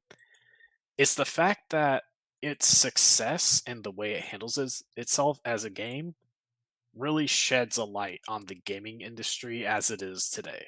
And that's where the focus of all of this conversation is. Yeah. The the No, gaming industry, like today's gaming industry, and how it's changed for the worse over the years. mhm. How various studios. No, I'm not saying all studios. I'm not saying any particular individual developer. Just the studios as a whole have decided it's better just to put out mediocre games across the board. I mean, even TTRPGs, even Dungeons and Dragons, a lot of the stuff that they're putting on now. So I'm gonna be on the other side of this for a moment, because I mean what we're How talking dare about here is essentially we're saying that everything sucks and has just gotten worse over the years, and it's kind of that old the whole thing's going down the old man tubes. sentimentality. Okay. I see where you're coming Where's the from. No, no. tubes anyway? I didn't see any tube. And Kids these days don't understand what a real game is. well, so I mean, what is this based? Honestly, though, I mean, what is this based off of? I mean, is it really that bad? Are these? I mean, are all the games that are coming out now just shit? And the old Super Mario Brothers Nintendo game, that's the pinnacle of games. Peak boys. Or maybe let's go back even further. Let's go back to the old Odyssey system and say that the early version of Pong, that's the pinnacle of video games. I mean, so stand up to your argument that everything has gone to shit, and why is it gone to shit? Okay, and I'm not again. I'm gonna reiterate this. I'm not saying everything has gone to crap, but a lot of the games that you're seeing coming out of AAA studios, and I would even say some AA studios, by and large, in that arena, are not coming out the way they should, in my opinion. Like I said, a lot of them are oftentimes missing core features that should have been done. Your core features should have been polished, ready to go, and then whatever extra features, because obviously there's roadmap. There's a roadmap to every development cycle, and hopefully, when they're following this roadmap, they're knocking out the core features of the game that they're trying to build. And whatever extra they add on, that's okay. That's nice to haves. And by and large, a lot of these AAA studios are just not delivering on that. They're either buggy, they're unplayable, like unplayable, not just I had a crash here or there, whatever, not a bug here or there. No, some of them are just flat out unplayable. Yeah. And then they're acting like ain't nothing wrong. Yeah, They're like, okay, whatever, hey, you get what you pay for, or more importantly for me personally, is going back to the community piece, going back to the player base, their consumers. Is people are literally telling them, hey, we don't like this. Not even listening. yeah. Well, I think a big part of it is that it's like you have a point. It's not all bad, because the technology behind games has advanced Yeah. tremendously over the years. There are a lot of games centered around a mechanic that simply wouldn't have been possible back then.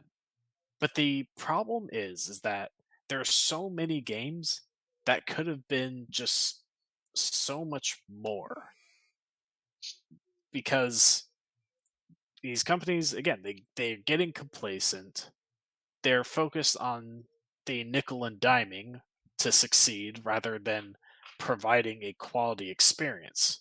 Because back then, before all the microtransactions, before all the DLCs, that was how they all survived. They had to all provide a quality experience, the focus on the player and their enjoyment as much as possible. Yeah. And that bred this.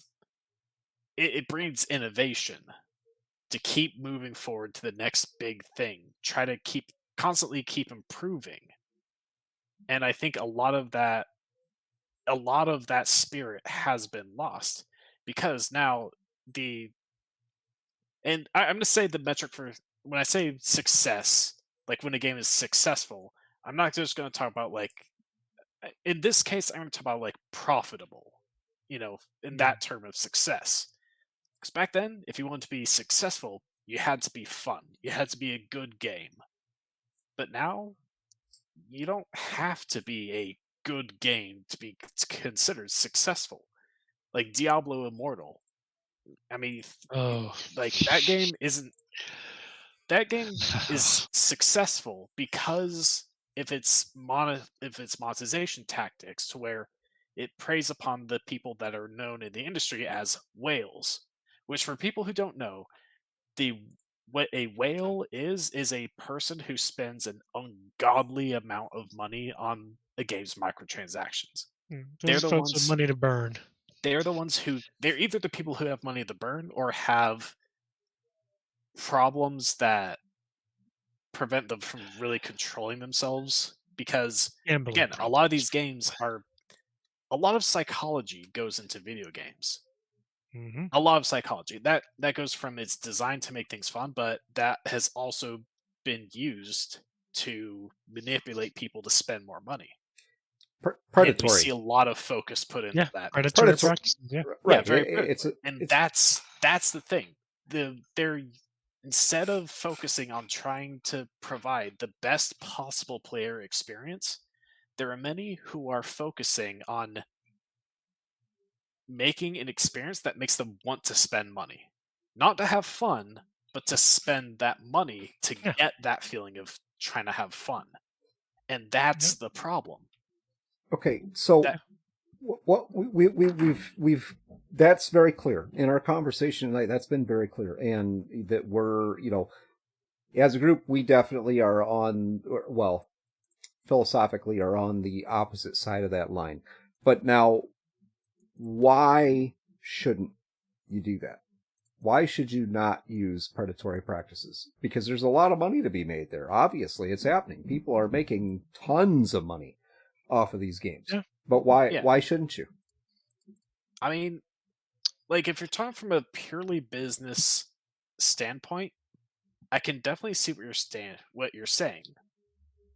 But because I myself, and I mean, I don't have the same business sense as you do. I mean, that's like Greg. That's why we keep you around. You have the business sense. You keep us floating. But like for me, I'm not nearly as versed in business as you are. At least he's honest. Primary thing, yeah. Like my primary thing is that I'm a creative, and my priority is about delivering the best experience for the player as possible. It's like my like the methodology I have in my mind is make money by providing a great experience. So my priority is make the great experience first, and then the money will come rolling in. So what I care about is the integrity of the game, essentially. Because I don't want to put out something that is flawed, especially intentionally flawed. As a creator, that is a sin to me. And here's my answer to your question, Greg. When you put it like that, there's no incentive for them not to do that. It's like casinos. The casino's job is to get you sitting at that table or coming back.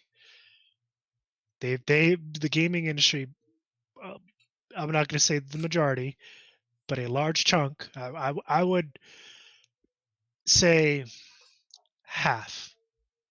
And again, I might be overshooting a little bit, but half, especially in the larger studios, we've named them here today. They've taken that predatory practice of, hey, we need to keep them rolling in. We need to keep them coming in. They're like drug dealers.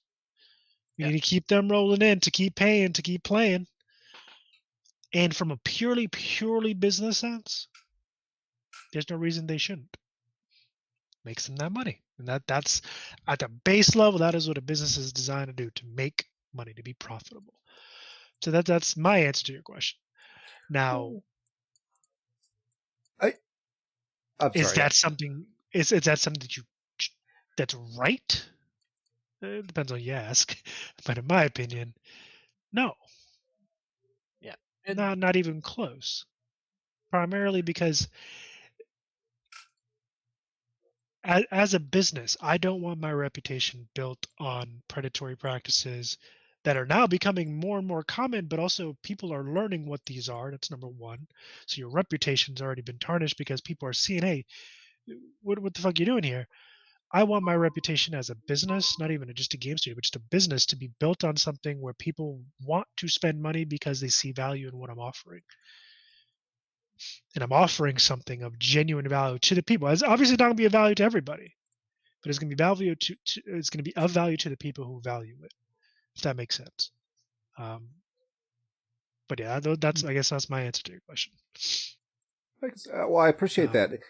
Just a couple of things on that. One is predatory practice has been around forever. This is not a new thing. Yeah, it's not. but You're right. And it's become more common in at least the gaming industry. Yeah, sure. I think it was always there, to be honest. It just now it's kind of more at the front. Well, it's about that business philosophy piece, and that is, what, as a business, how do you view yourself? What is the purpose behind your business? And okay, there's one piece that you said, Rob, that I want to challenge, and that is that every business's purpose is to make money. Okay. That's not entirely true. Every business has to make money. It has to be profitable. Okay. That's called the health of your business. Because if your business isn't profitable, you will not have a business. Eventually, you're going to run out of whatever money you're using to fund that business, and then it's gone. It's done. Okay? So you have to make money. Now, some businesses, the philosophy is specifically about making money, and then in that case, yes, okay, you're in business to just make money. Okay? Not everybody views things that way. True. And our approach to this entire thing, our approach to what we do, to our business, to our audience, and how we represent things, it has a very artistic feel, I think, to it, because that's the direction that we're approaching this from, and that's completely fine, because I think the alternate philosophy in business to making money is providing value. Businesses, the ultimate thing when it comes to business is about helping people. That is the ultimate thing. That's the primary purpose, is helping people. Because what are you doing? No matter what you're making or what service you're providing, it has to be a benefit, or people are not going to buy it. As simple as that. They have to see the benefit in it, or they're not going to buy it. Now, you can use predatory practices to just suck money out of it and suck money out of people. A lot of businesses do that. Absolutely. Is it right? Personally, no, it's not right. But it is a legitimate business practice. It is out there. It is happening every day. Yeah, no, I totally agree with you on that. It just depends on what your approach and what your philosophy to business is. And I think, from and we've been doing this with the studio for a long time now. And well, in grand scheme of things, not that long, but for us, for us, yeah, long time now. And our approach is what I personally call it a slow burn, because it's not It's not about run right out there and start grabbing the money. That's not what it's about. It's about really trying to provide value for our audience, for our customers. And part of that is just figuring, part of that you hit on it earlier when you're talking about, talking to the players and whatnot, is finding out, what do they want? And every business has to do that. You have to do that at some level. You have to find out what people want so that you know what to make to sell to them. Yeah. That's just business right there, helping people. Yep. And, my hope is that we always stay on that side of things. It's not going to be the fast path to, becoming, we're not going to be the next AAA studio anytime soon, but we're always going to be focused on creating the best possible product that we can. And we're always going to be focused on not competing with everybody else, because we're not here to compete with WotC or even the smaller studios. We're not here to compete with them. Here to be better than we were yesterday. You got it. That's exactly what it is. And right now we have yet to release a product to market outside of work that we've done for other folks. But when we do release that first product, I fully expect that, my hope is that it's going to be a really great product and people are going to see the value in it and think it's really great too. Oh, yeah. But I'm also realistic in the side of saying, you know what? And here's the thing. I'm going to set my expectations low on this just simply because that way I'm not, the surprise would be good, be a good surprise. Because I'm going to say, you know what? I'm not going to say it's going to suck because I don't want to say that, but we could do better. We do better, and we will do better. Oh, that's the thing right there. And here's the thing. I think that is kind of, again, circling back to the whole reason for this conversation. I think that is where Larian Studios did it. I think that's why Baldur's Gate 3 is Baldur's Gate 3. That's why it's at the top of the charts. That's why I'm sure it is in the running at the very least, and it's probably going to win Game of the Year on across multiple levels. I would be surprised because they had. I would love to sit down with Sven and just talk with him about it. But I'm pretty sure he had that mentality, like, hey, look, we did Division of the Original Sin. It was great. We improved on that in Division of the Original Sin 2. How can we make Baldur's Gate 3 even better than those two? How can we make it better? Yeah. And I think he and the studio, the brass at the studio, were had a lot of people who had that same mentality, like, okay, let's make this better. What can we do better as a studio? How can we grow? How can we improve on what we have? And it just feels like to me that is not the common mentality of a lot of studios, especially the larger ones. Which honestly, that's where they should be, because your Xbox, your Sony, your Microsoft, your Blizzard, Activision, they have so much reach, they have so many available assets and things that they can do to bring an unprecedented level of value to their players and to the gaming industry as a whole, yet they don't. They could be making bangers like Baldur's Gate 3. They have the resources. They have the talent. Yeah. Again, this has not been capable of doing it. Don't get it twisted. This is not a knock on the developers, and even by and large the studios themselves in a way. This is just me. This is just, first of all, surprised that the reception that they kind of gave to Baldur's Gate 3, but also I guess their approach to it. It's like you had a studio that had 400 people. Granted, 400 people was a lot, spread over a number of, I think it's like 5 or 6 different studios. That's how many Larian has. They have nowhere near the amount of personnel or money that a lot of these large studios have, and they did it. they did it because of that mentality of, yeah, how can we beat ourselves from yesterday? How can we outdo ourselves yesterday? And it wasn't. And don't get me wrong. I'm sure Sven, he wants to make money, obviously, because he has to. But I don't even think that was really in his, like, at the forefront of his mind. I think his forefront of his mind was like, oh, how can we make this game the best it could possibly be?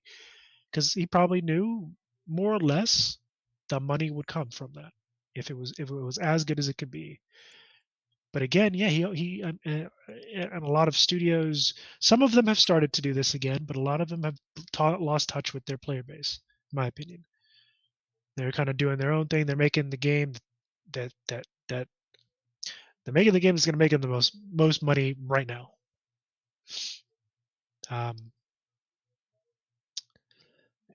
I just hope that's not going to be the future for the gaming industry.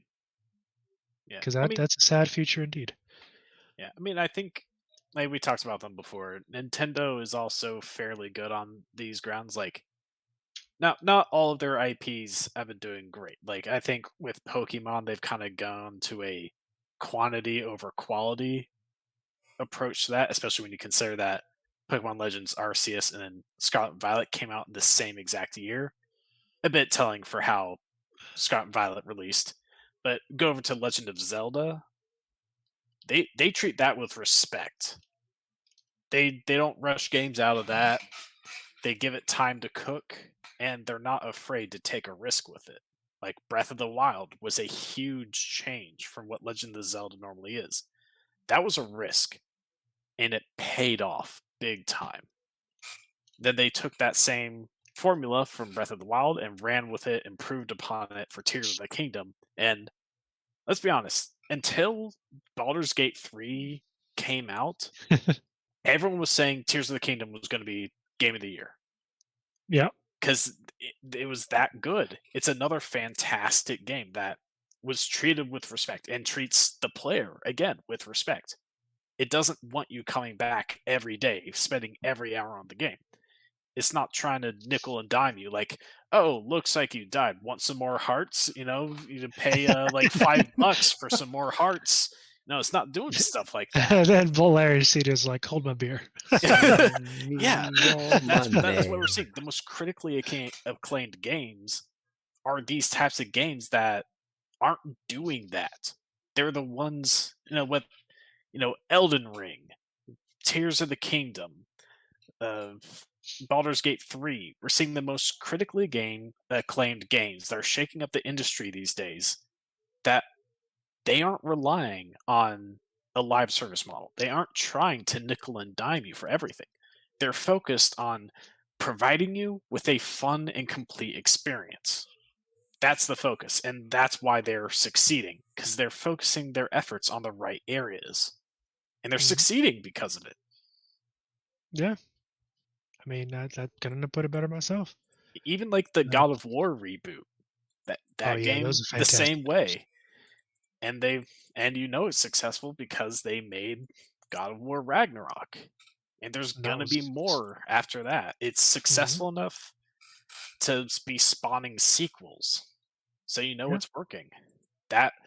So like back in the day, or like when a big argument that several like publishers have made for microtransactions has always been like, oh well, making games these days is so expensive. We need these just to keep the lights on.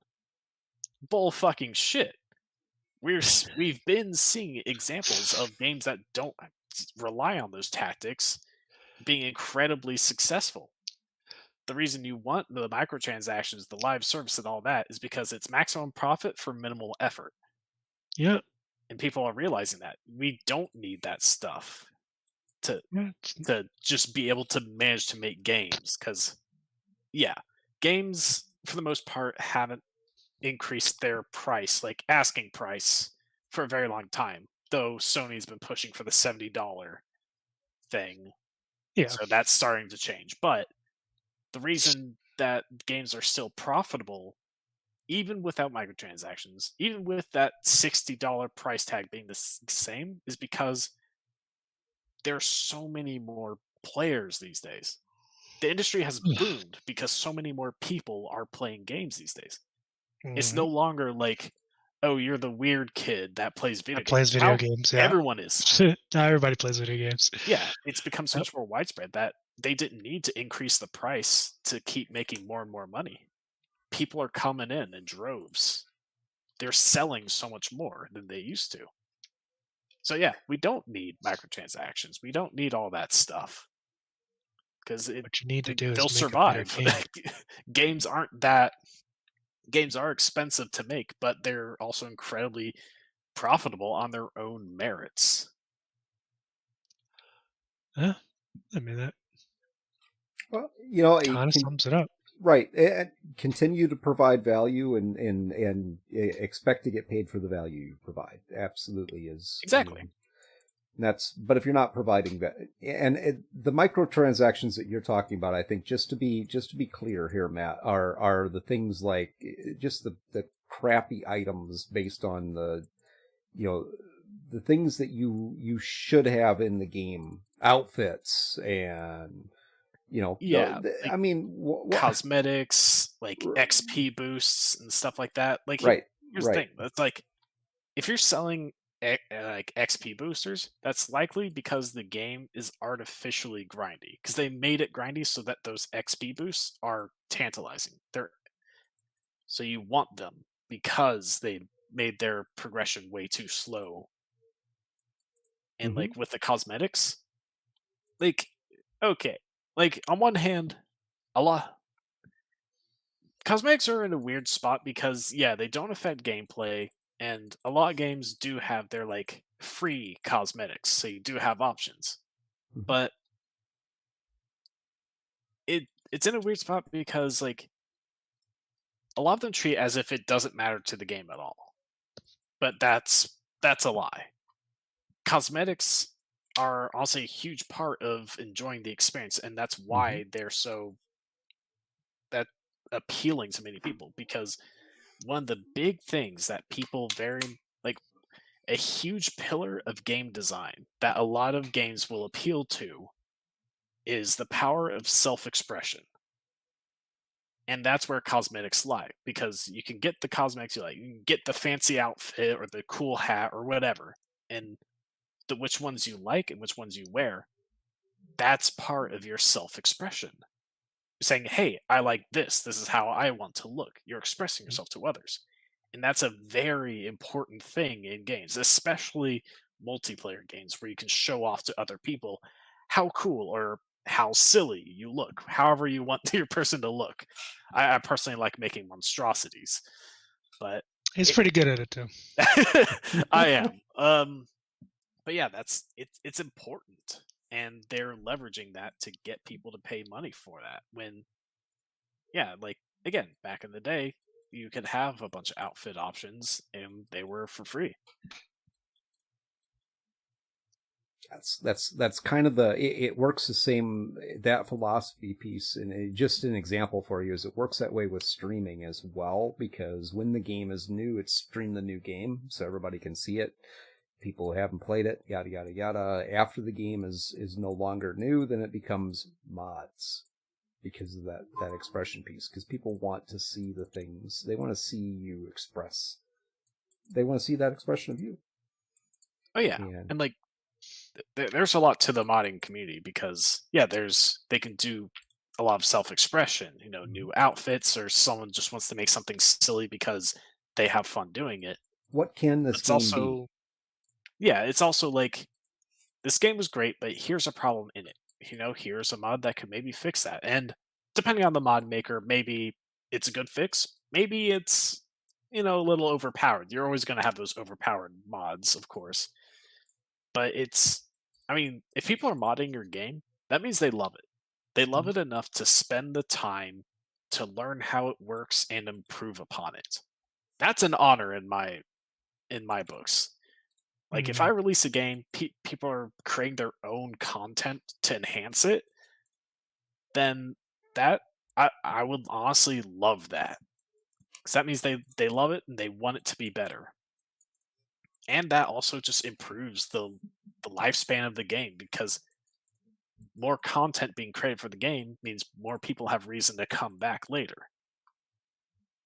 So like, yeah, I've gone like Divinity Original Sin 2. I've gone back to that game a couple times with mods because that game has quite a lot of mods, Mhm.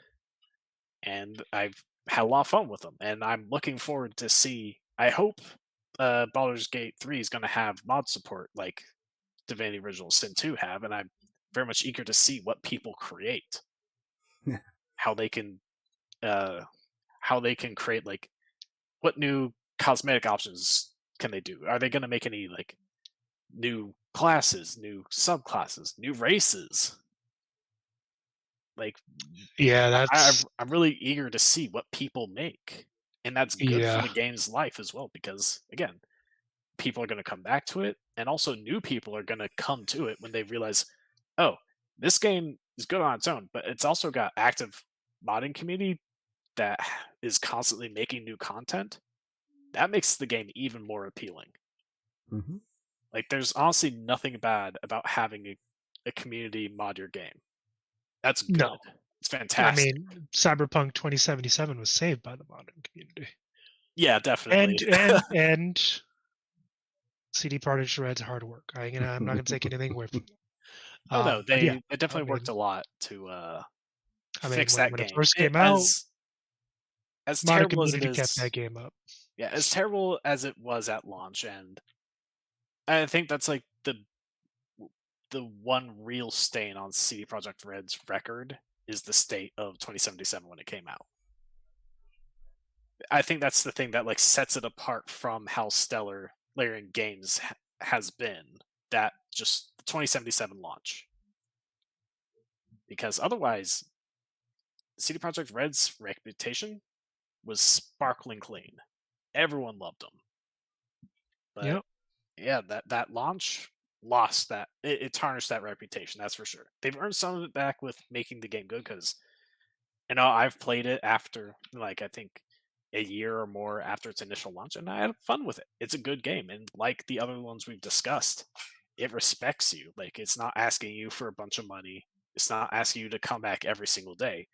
It's very much like those games. It just released in a bad state, and that's what marred it from being as beloved as a lot of the other games we discussed.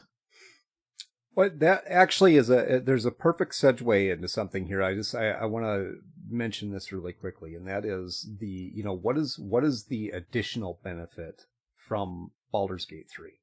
And I think that it is the same as what happened with the Cyberpunk 2077.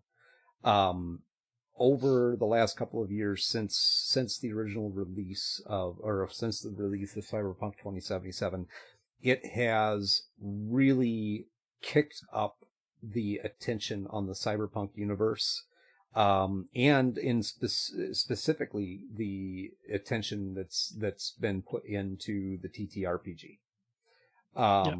And that Big is time. it's been phenomenal, and I fully expect you will see the same thing happen with Baldur's Gate 3, where Mhm. there's Oh yeah, a lot of people are going to do that. They're going to play this game, the video game, and it's going to bring that question back to them, and potentially it's going to bring those people over into the TTRPG world, because it really does come down to it's a video game. yeah. The experience between, and although it is an awesome video game, the experience between the two is totally different. And if you really, if you really enjoy that gameplay and be that world, really, I guess you could say, then you're probably going to really enjoy the tabletop version and being able to truly use your imagination, where the sky is the limit. You now have more control because you don't have the limited options, the limited dialogue options and things like that. And I could see that being exactly what happens with Baldur's Gate 3, that it will kick up new interest, a renewed interest in Dungeons and Dragons for one, but ideally the RPG industry across the board, really. Mhm. Yeah. I mean, yeah, Baldur's Gate 3 is definitely going to be big for Dungeons and Dragons, like their tabletop game. I mean, already Dungeons and Dragons have been getting a lot of publicity. Like more and more, it's becoming mainstream because you had like Critical Role, which is huge. You had a pretty good movie that came out not long ago, exposing more people to Dungeons and Dragons, and now you have Baldur's Gate 3. So like popular streaming, a great movie, and now a great game. Yeah, Dungeons and Dragons is getting so much good exposure lately, and seriously. like there's a reason why They're trying to Dungeons and recoup the Dragons. bullshit they did earlier in the year. Yeah, there's a lot of there's been some bad exposure out there too. But Mhm. I mean, it's definitely helped them a lot, and Baldur's Gate 3 is gonna. I mean, that Wizards and Hasbro, they're winning off of Baldur's Gate 3. Like they're winning off that success as well, big time. Oh yeah, Because that's gonna bring a lot especially of the people to royalties they're buy gonna get. the games. Yeah, not yeah beyond the Beyond the royal, royalties, yeah, they're definitely winning in they're that winning regard. big time. So, yeah, I just a little bit of a plug here for the folks in the audience tonight. Really give you guys Stand a up little. real quick. We are a group of content creators. Obviously, we have this stream with the update log where we talk about the industry overall. We spend a lot of time on video games, but we talk about the gaming industry overall, primarily video games, TTRPGs, and the things going on there. Some interesting updates that maybe not all of you are aware of. And it's an open conversation. We welcome people in the audience to engage with us and, disagree with us. If you disagree with us or agree with us, whatever it happens to be, that's all fantastic. We are, not claiming to be the ultimate authority on anything. We're just expressing our opinions based on the information that we have at hand and the research that we have done. As creators, we do have another stream that we do every Friday night right now it's based in Cyberpunk Red system. As we have established somewhat of a relationship with Artel Saurian, and we love their games. So please do check them out. We also have a new stream that's going to be coming. I'll be announcing that this coming Friday night, letting everybody know what that is going to be and what we're looking for in that. But it will be a Free League Press game. Don't know if you're familiar with them. Go check them out. freeleaguepress.com, I believe. But we'll be announcing that on Friday night. We have some other relationships that we're developing as well, including a trip to GaryCon for 2024, which we at least hopefully all of us, including our cast, will be able to attend GaryCon 2024. It's a very special event, seeing as how this year, 2024 marks the 50th anniversary of D&D, so there's a big celebration around that. We also have been invited to do some games for Cyberpunk and representing Cyberpunk for GaryCon 2024, which is very exciting, and we are very appreciative of that. It's going to be great. Yeah, it will be. It'll be fantastic. We have a couple other opportunities that we're working on, and there's an odd arm in front of me. We have a couple other opportunities that we're working on, and one of those being a possible partnership with Hero Forge. So in some upcoming streams, we are going to be doing some giveaways, some free stuff for the folks out there in the audience. So please. Yeah, if you haven't seen anything on Hero Forge, I highly recommend you check them out. Yeah. Pretty dope company. Give us a follow if you haven't. Join our Discord. We would love to have you, and we actually do try to do some more personal things in there. They're non-stream, so we have some opportunities to interact directly with our audience. Sorry guys, I just wanted to get that plug in there real quick. Not a problem. But yeah, I think that's the end of episode 16. Thank you guys for joining us. We'll be coming back here next Wednesday, at the same time, 8 o'clock EST. with a new topic to discuss. Got a couple of ideas for that. So once I've nailed one down, I'm going to get back to you guys on that. There's a lot. There's a lot going on in the industry as a whole. A lot of good games are coming out fairly soon.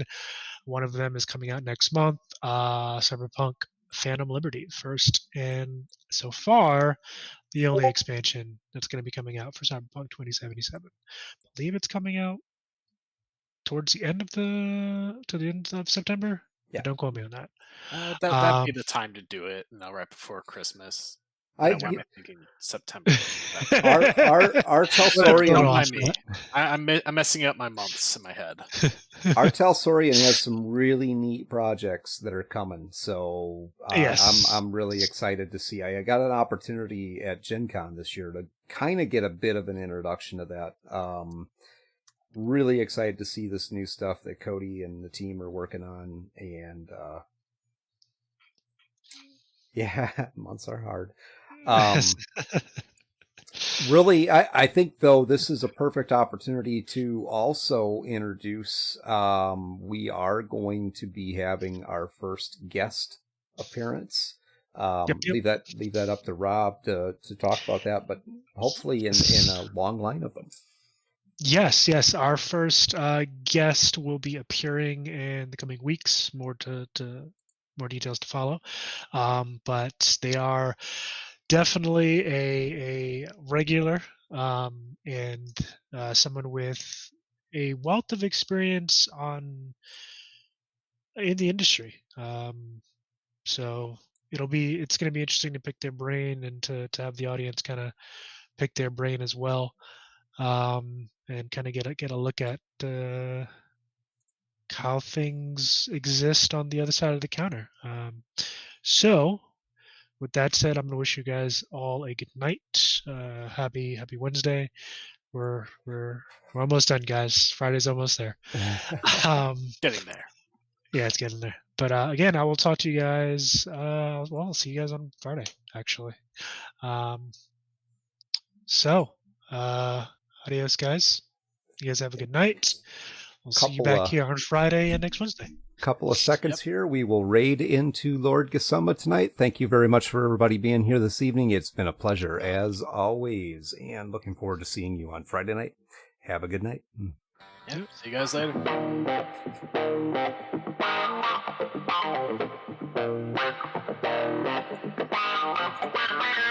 We just did.